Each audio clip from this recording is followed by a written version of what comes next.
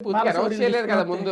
తర్వాత ఇవన్నీ ముందు అనౌన్స్ చేయలేదు ఐదుగురిదే కదా. కదా అనౌన్స్ చేశారు. చేసినా అవును. అక్కడ వీళ్ళది కూడా ఏంటి అలాంటి మాస్ కాకపోయి హ్మ్. వీళ్ళు అవును. దాని మూలంగా లేదు. అదే రేపు పొద్దున మీరు చూడండి అతని పేరేంటి కందులు దుర్గేష్ చేయమనండి అవును. సంబరం చేస్తారు.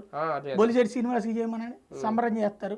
హరిప్రసాద్ తిరుపతి చేయమనండి సంబరం చేస్తారు. కిరణ్ రాయలకి చేయమనండి అవును. భారీ సంబరం చేస్తారు. అవును. అక్కడ అది తిరుపతిలో. మాస్ లీడర్షిప్ని బట్టి ఉంటుంది అక్కడ. సిద్ధం 4వ సభ పెట్టడానికి కారణం ఏంటి? వాస్తవానికి 3 సభలతో లాస్ట్ అని అనుకున్నట్టున్నారు. మళ్ళీ ఇమీడియట్‌గా నిర్ణయం తీసుకోవడం.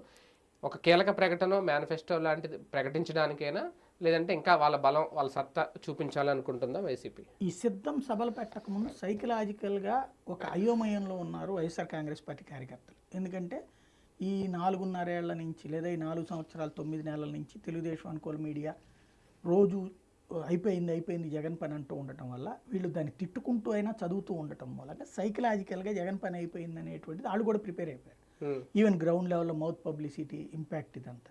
దానికి తోడు వీళ్ళకి ఎవరికి ఏ ప్రయోజనాలు లేదు. ఇప్పుడు చంద్రబాబు టైంలో వాళ్ళకి ఏ జన్మభూమి కమిటీలన్నో లేకపోతే ఇంకొక కమిటీ అన్నో లోకల్గా మందో లేకపోతే ఇసకో ఇట్లాంటి వాటిట్లో ఎంతో కొంత సంపాదించుకోగలిగారు అప్పుడు ఉన్నటువంటి కార్యకర్తలు కాంట్రాక్ట్లు ఇట్లాంటి.